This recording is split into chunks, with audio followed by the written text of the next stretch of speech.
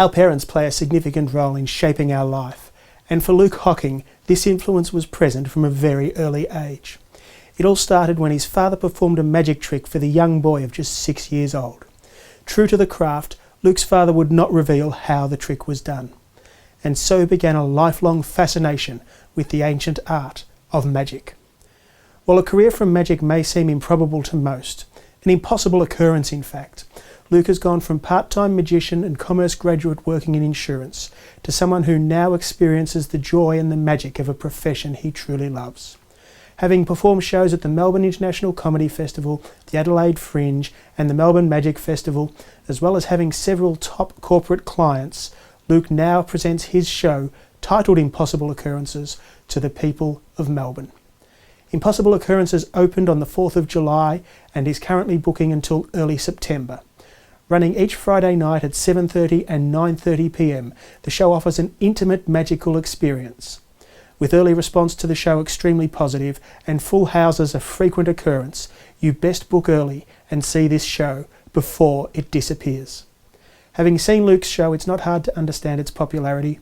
He's a natural showman, he engages the audience in a friendly, non-threatening manner, and he provides that rare opportunity of being able to step into a world of suspended disbelief that is truly magical. I caught up with Luke after one of his recent shows and spoke with him about his career influences, his current show, and all things magic. You've done like the Melbourne Comedy Festival, yes, I have. The Adelaide Fringe. You've done your research, yes, yes. And the one that intrigued me was was it the Melbourne Magicians Conference or something like that? Yes. Is that just like Hogwarts? What is that? Yeah, Hogwarts, absolutely, yes, absolutely. Not quite. So if you're referring to the Melbourne Magic Festival, that's the one. That's a great festival. It was actually just finished recently, and I do kids and family shows as well. Yep. So myself and a friend of mine did a joint show there, and so it wasn't for magicians, but it's a whole festival. It's like the comedy festival, but it was like the magic festival. So people come, the public come along to watch it and stuff. So I've done a few shows there, mainly kids and family shows, not this kind of style show. But I've done a few, and that's a really good thing too. But it's definitely, there's a lot of magicians there, and a Hogwarts would be a good way to probably describe it, yeah. And you got a big rap from Disney, I assume, for some corporate work. I did. I've done some stuff for Disney, and I've worked for Qantas and Telstra and a few different companies. And yeah, Disney were great. I worked for them a few times actually, and they've done some good stuff. Also Qantas as well. I did the Family Fun Day they have each year, and yeah, it depends. Like they always come and go and change, but yeah, they're great to have those sort of. People go, wow, Disney. It's like, yes, he must be good. Sure. Yeah. Getting raps from the magical kingdom of magic. Yeah. Something's going right. Absolutely, yeah. Yeah, so yes, no, they've been really, really good fun to perform for. Yeah. And I suppose professionally, how do you feel about like these shows or websites that sort of go online with the intent of saying this is how it's really done and trying to shatter it, if you like? Yeah, look, I don't know. It's a funny thing. It's always been around. It always will be around. And with the internet, it's always here. I just sort of don't worry about it, really. I mean, in some ways, if people go to the effort to Google it and look at it and they want to research it, then they're almost a magician themselves by having that effort. If I was to tell you something or how that worked, that's kind of frowned upon because it would spoil what is meant to be a piece of magic. That kind of defeats the purpose of it. But the online exposure stuff has always been around, and it just sort of happens, and it can sometimes be a good thing for magic. People get really interested and sort of know what goes into it to make it work and how to cover up things. But it's not a bad. Keep you on the edge to try and keep developing. Yes, absolutely.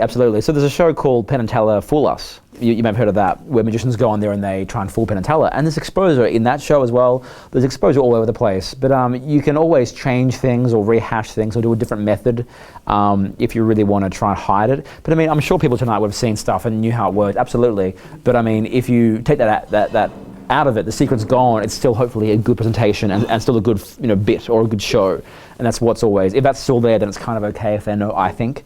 So they'll still be entertained with that knowledge, I think, but it's not really a huge thing, in my opinion. You seem very big on the history. 150 years. Yeah, totally. That's my script, absolutely. Yeah. Not really, no. I am. I do, well, I mean, for this show, it is definitely sort of like a trip down to the 1850s or 1950s when this was really more prominent, and it didn't happen, and it won't happen now. So my idea was to bring that kind of era kind of here a little bit with a modern twist, of course. I didn't want to be walking around with, I don't know, the olden day stuff, and so it was going to be that, but a bit of a modern twist. So hence a bit, the gags and jokes, and make it a lot more modern day. Mm-hmm. But yes, love the history, love it. Yep. No top hats and rabbits. They're at the back. No. Good question. Yes, no, none of that. So get out of the. I mean, I didn't want any stereotypes really with magic. I mean, although there are stereotypes, absolutely, and like a tux, I'm almost there. But hopefully the show didn't have many stereotypes. It had card tricks, sure, and stuff. But I mean, rabbits and top hats are really a thing of the past, and any magician that does that, is good on them. But they should probably not, in my opinion. But good luck to them, yes. And on the card tricks, how many casinos have you been banned from worldwide? A couple. No, not that many. Surprisingly, I mean, people think, after seeing your card magic, and if they like it, they think, can you cheat at cards? Can you do things? And the answer is, sort of. I mean, but if I was to go to Crown right now with you, and if we went to Crown, I could not really do anything, to be honest with you. I could try. I'd probably get thrown out.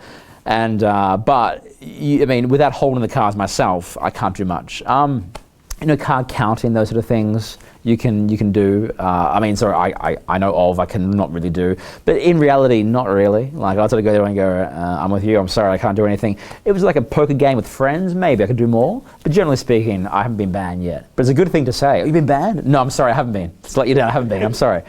I wish I had been.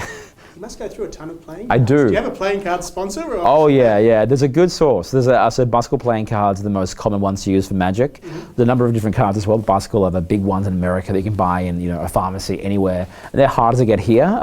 So you get them. Yeah, I've got boxes of them. Boxes of them. So yeah, there's a big. You can get them.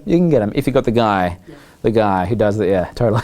Steve Cohen and Darren Brown. There's a few guys actually like this show. So Steve Cohen's done a show like this in New York at the Waldorf Astoria Hotel for about 15 years, and it's gone very well. There's a guy in Florida, a guy in San Fran, and a guy in Germany who have the same kind of idea as well. So I like that model to do my own show in this sort of venue. So he was a big inspiration from this show's point of view, and he's also a very good performer. And if you're ever in New York, I'd recommend seeing his show as well. So he's very good. Darren Brown really was the guy who kind of really changed my thinking on magic a lot. He does mentalism and sort of mind reading style stuff, and now he's branched off into more different things.